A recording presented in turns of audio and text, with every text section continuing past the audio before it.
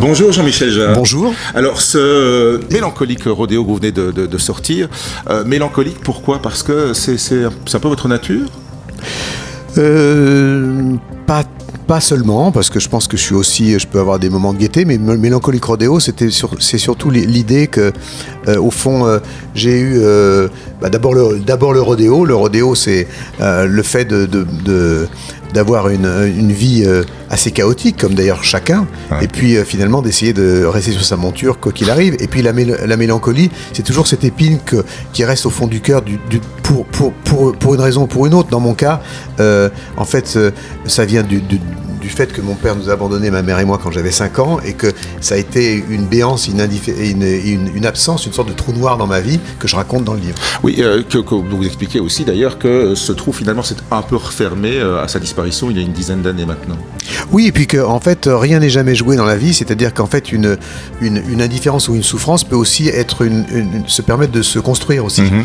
Et c'est ce que j'explique dans le livre, c'est qu'effectivement souvent il est plus facile de grandir en pouvant se rebeller contre son père parce qu'on a quelqu'un contre lequel se construire. Ouais. Et dans mon cas, ça n'a pas été du tout la situation. Mais effectivement, depuis, c'est pas seulement parce qu'il est plus là, mais j'ai mis du temps à régler ce problème, et c'est ce que je raconte dans le livre. Et c'est vrai que à son décès, je me suis instinctivement, d'ailleurs, je lui ai finalement pardonné de m'avoir raté. Je parle pas génétiquement. Non. Mais en même temps, j'ai dit ce qu'on dit aussi dans d'anciennes traditions aussi, au fond, de lui demander pardon de ne pas avoir su me faire aimer de lui. Et je pense que c'est quelque chose qui m'a beaucoup soulagé, qui a permis de régler un certain nombre de problèmes dans ma tête. C'est pas le seul thème que vous abordez dans le livre, vous abordez plein de thèmes différents, parce que c'est une autobiographie, donc fatalement il y a du stock, si j'ose dire, avec des moments qui sont quand même assez... il y a des moments amusants aussi, hein, il y en a beaucoup d'ailleurs. Votre relation avec l'autorité, avec le service militaire, c'est quelque chose. Oui, en fait, j'ai eu vraiment envie de... Moi, au départ, je voulais écrire un roman. Et j'avais déjà ce titre, Mélancolique Rodéo, avant, ouais. Et d'aborder une histoire à travers des objets. Mmh. Qui sont un peu les reflets involontaires ou les témoins de votre existence. Et puis finalement, justement, j'ai décidé de garder le même plan et le même titre pour cette autobiographie et d'expliquer à la fois les moments inattendus comme ceux auxquels vous faites allusion, des moments aussi assez inoubliables, des rencontres aussi exceptionnelles que j'ai pu faire, et que ce soit l'occasion aussi de parler de personnages extraordinaires que sont d'ailleurs et ma mère et mon père et mon grand-père, d'expliquer aussi de raconter aussi des histoires assez rocambolesques, dont effectivement le service militaire, et je me suis fait réformer pour agoraphobie, ce qui était quand même c'est assez ironique quand on sait que j'ai fait quelques années plus tard des concerts devant des millions de personnes. Exactement, oui. Mais enfin, vous aviez déjà une carrière, vous l'expliquez, et vous aviez envie de continuer à faire de la musique et pas forcément d'aller jouer aux soldats, et donc vous avez fait ce qu'il fallait, quoi.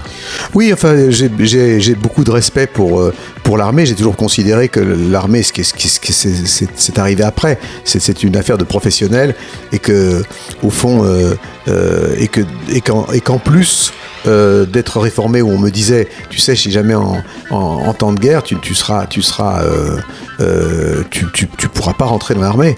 Et je me disais en moi-même, ma mère ayant été une grande résistante, qui m'a appris justement à prendre les causes et à ne pas attendre qu'on vous le dise pour les prendre ou pour ne pas les prendre. Et je n'aurais jamais fait dans ma vie une guerre à laquelle je ne croyais pas, et en revanche, rien ne m'aurait empêché de m'engager dans une cause si je pensais qu'elle était juste. Alors je rebondis là-dessus, justement, des causes, vous en défendez pas mal, pas toujours en faisant beaucoup de publicité d'ailleurs. Non, c'est vrai, je pense que un des rôles des artistes, d'un artiste, c'est de faire passer des convictions, des messages, mais pas nécessairement au moment où ils sortent un album, où ils font une tournée, mais tout au long de sa vie. Et c'est ce que j'ai fait. Je suis un ambassadeur des Nations Unies pour l'UNESCO depuis presque plus de 25 ans, notamment en matière d'environnement, d'éducation. Et puis je me suis toujours, j'ai toujours été d'une part un grand défenseur de l'environnement. Mon premier album s'appelait Oxygène, avec cette pochette dont on se souvient, de cette terre écorchée avec un crâne à l'intérieur, qui était assez prémonitoire de ce que nous vivons aujourd'hui. Et puis en même temps aussi l'idée que d'aller jouer aussi dans des endroits qui ne sont pas nécessairement les endroits les plus évidents pour certains. Et j'ai toujours été, moi, contre toute forme de boycott. Je pense qu'il faut justement aller jouer dans les endroits où les populations n'ont pas les mêmes libertés que les nôtres. Vous êtes allé en Chine, vous êtes allé en Arabie Saoudite, par exemple? Oui, je pense que effectivement, j'ai été le premier artiste occidental à jouer après l'époque de Mao et la chute de la bande des quatre. J'ai, l'année dernière, joué effectivement en Arabie Saoudite et la condition était de pouvoir faire un concert en extérieur avec un public mixte. Et c'était la première fois que des femmes assistaient à un concert. Et c'était extrêmement émouvant de voir des femmes taper des mains et danser, et comme on pourrait le voir chez nous.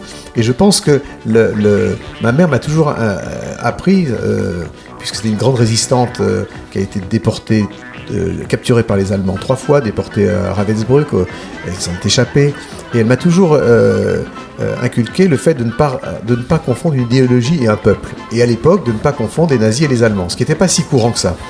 Et aujourd'hui, je pense toujours, plus que jamais, qu'il ne faut pas confondre un régime et une population, qu'il ne faut pas appliquer une double peine aux gens qui n'ont déjà pas les mêmes libertés que les nôtres, en les privant de culture, de cinéma, de musique, de littérature, de peinture. Et je pense que la culture, ça doit être un cheval de Troie. La musique est un cheval de Troie, c'est-à-dire le fait de rentrer dans un pays et justement de pouvoir faire passer un certain nombre de messages et de contribuer à ouvrir le pays justement à travers son art. Alors ce qui est cocasse, si j'ose dire, c'est que vous avez été invité en même temps en Iran et en Arabie Saoudite, qui sont quand même les deux frères ennemis du Moyen-Orient. Bon, vous n'avez pu aller que dans un seul des deux pays pour l'instant, mais c'est... Oui, c'est très ironique, c'est très surréaliste, comme beaucoup de choses le sont dans ce livre. C'est ce qui m'a forcé, ce qui m'a tenté de décrire justement toutes ces histoires qui me sont arrivées, qui sont des histoires toutes les plus inattendues les unes que les autres.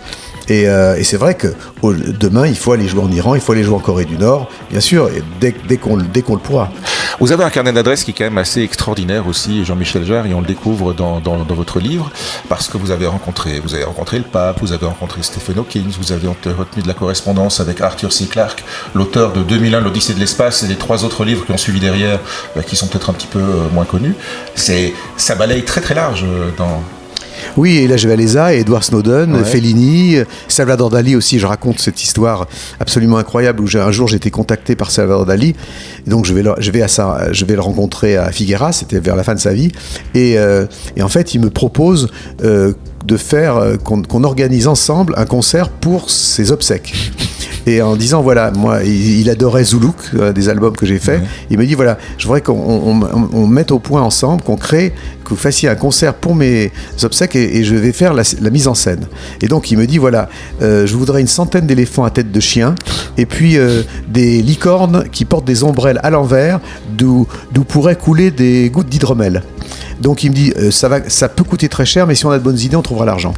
Oui. Voilà. C'était tout à fait dalinien, tout à fait surréaliste. Malheureusement, rien n'a pu se faire puisqu'il est mort peu de temps après. Mais c'est évidemment un très très bon souvenir dans ma vie d'avoir rencontré Dali dans des circonstances pareilles. Alors, trouver de l'argent pour organiser des concerts, vous avez dû le faire. Enfin, votre équipe a dû le faire parce que vous en avez organisé des énormes. Hein, et ça coûte de l'argent. C'est toujours une machinerie phénoménale quand vous faites la place de la Concorde, quand vous faites Houston, quand vous faites les pyramides en Égypte. C'est gigantesque. Alors oui, mais en fait pas du tout. C'est-à-dire que je n'ai jamais rien initié dans ma vie sur le plan de ces concerts. C'est toujours des propositions qui m'ont été faites et après le premier concert que j'ai fait à Place de la Concorde, qui était expérimental pour moi, c'était la première fois que, en fait, pour un concert de musique électronique, j'avais l'idée d'imaginer une mise en scène visuelle qui est devenue finalement après le vocabulaire classique pas seulement d'ailleurs des concerts électro mais des concerts de rock, mais c'était la première fois qu'il y avait des images géantes à l'extérieur sur des bâtiments, monuments. Et puis la pyrotechnie aussi. Voilà, et puis tout ça synchronisé avec la musique, avec la lumière, les lumières, l'électronique, le laser, et 1 million de personnes à assister à ce concert. Et à partir de là, j'ai eu des tas de propositions, toutes les plus extraordinaires que les autres. Vous faisiez allusion justement à la Chine. Je suis retourné en Chine d'ailleurs des années plus tard, où je pense que ça ne se fera plus d'ailleurs aujourd'hui, de faire un concert dans la Cité Interdite et sur la place Tiananmen. de faire un concert à Houston dans le cadre avec la participation de la NASA et où un astronaute devait jouer dans l'espace, et ça a été malheureusement la tragédie des Challenger. Ouais. Donc ce concert a pris une autre tonalité, c'est devenu un hommage aux astronautes, et c'est toujours d'ailleurs le concert qui a réuni le plus grand nombre de spectateurs aux États-Unis, ce qui est un comble pour un non-américain. Et donc j'avais envie de raconter tout ça, de raconter ma rencontre aussi avec Fellini, qui est quelqu'un qui a une énorme importance dans ma vie sur le plan de l'inspiration, et qui m'a dit deux choses. D'abord, il m'a dit une chose qui est pour moi fondamentale dans le trajet d'un artiste. Il me dit, tu vois, Jean-Michel, moi toute ma vie j'ai pensé que je faisais des films différents, et puis je m'aperçois vers la fin de ma vie en regardant en arrière que j'ai toujours fait le même film, et au fond j'ai fait des variations de moi-même. Je pense que c'est tout à fait juste. Je pense que en tant qu'artiste nous faisons d'une certaine manière toujours la même chose. C'est ce qu'on appelle le style. C'est-à-dire que finalement vous prenez les chansons des Beatles, les films de Tarantino, les livres de Houellebecq ou Delvaux ou Magritte, finalement, ils font toujours la même chose, c'est une déclinaison d'eux-mêmes. Et c'est ça qu'on aime. Et puis il m'a dit une autre chose, c'est qu'il m'a proposé, j'étais un très très grand fan toujours de Nino Rota. Nino Rota venait de disparaître, et il m'a proposé de faire la musique d'un de ses films. Et en fait j'ai refusé pour deux raisons. D'abord parce que le couple mythique pour moi que présentait Fellini et Nino Rota était insurpassable et indépassable. Et puis je considérais aussi que probablement que c'était le territoire du père, de mon père Maurice Jarre, grand compositeur de musique de film, et j'ai refusé des tas de musiques de film à cause du fait que justement, comme nous avions des chemins séparés et que finalement nous nous sommes ratés dans notre vie, comme on le disait au début de cette conversation, je pensais que c'était le sien, que j'avais suffisamment de travail à faire avec mes albums et mes concerts. Alors vos albums, le premier qui vous a permis de véritablement vous imposer sur la scène, c'est Oxygène. Il y a eu deux mises à jour en fait d'Oxygène. Vous avez repris vous avez remis sur le métier pour le compléter. Oui, je me suis toujours dit, moi j'aime beaucoup ce qu'on appelle les séquelles, c'est-à-dire les suites. Et c'est amusant parce que ça existe dans la littérature, dans les séries, j'aime beaucoup ça. Et en fait, ça n'existe pas vraiment dans la musique. Et quand je composais Oxygène, j'ai eu l'idée justement de ne pas d'avoir des titres sur de mettre des titres aux différentes parties, mais de les appeler partie 1, 2, 3, 4, 5, un peu comme des chapitres. Et je me suis dit, en faisant en musique classique, moi j'ai exactement ça, oui. Et en même temps, donc je me suis dit, ça serait amusant de continuer les chapitres tout au long de ma vie, et de revisiter ça. Et donc, c'est pas quelque chose que je veux faire systématiquement, mais je trouvais que c'était intéressant. Je l'ai fait pour Oxygène et pour Equinox aussi d'ailleurs. Mais comment on fait à ce moment-là pour retrouver la sonorité et l'ambiance de l'époque, parce qu'on est des années et des années plus tard? Les machines ont changé, on reprend, on ressort ces synthétiseurs des années 70? Alors, c'est oui et non. C'est à la fois, c'est comme quand on fait une suite pour un film. Si on le fait des années plus tard, la technologie a changé, les images ont changé. Donc ça serait un petit peu idiot de se dire je vais reprendre exactement la même chose pour refaire les choses de la même époque. Au contraire, ce qui est important, c'est de retrouver l'état d'esprit.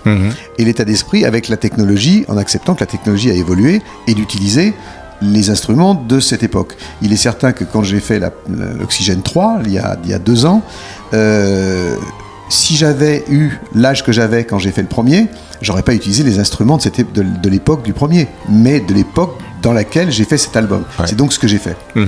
Parce que quand on réécoute Oxygène aujourd'hui, les premiers mouvements, les premières parties, ça n'a pas pris une ride. Au niveau des sonorités, les sons des synthés de l'époque n'ont pas pris une ride. Oui, je pense de toute façon que ce qui souvent vieillit ce qui date beaucoup de morceaux, c'est le son des percussions et de la basse. Et en fait, les percussions sont pas en avant. sont pas en avant. Les basses, oui, mais pas de manière si rythmique. Et donc du coup, c'est difficile de mettre effectivement une date sur Oxygène, comme sur la suite d'ailleurs. C'est une des caractéristiques d'une musique qui est en fait électronique, mais qui est issue, comme vous le disiez, de la musique classique. C'est une chose qui est intéressante parce que on oublie en fait que la musique... moi, quand je joue dans des groupes de rock, j'adore le rock et la pop. anglo-saxonne, et c'est la musique de ma génération, des générations qui vont suivre, mais je me dis, finalement, les Anglais, les Américains tiennent leur révolution. Ce n'est pas la nôtre.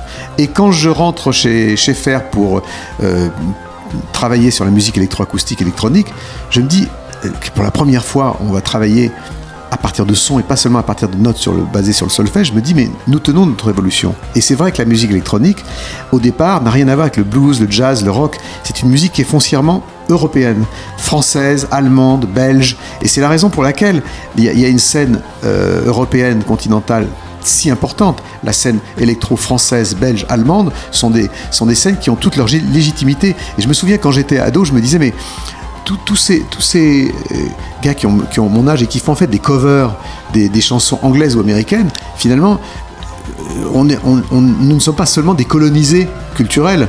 Il faut aussi qu'on puisse apporter notre propre spécificité. Et c'est ce que, pour moi, l'électro a apporté.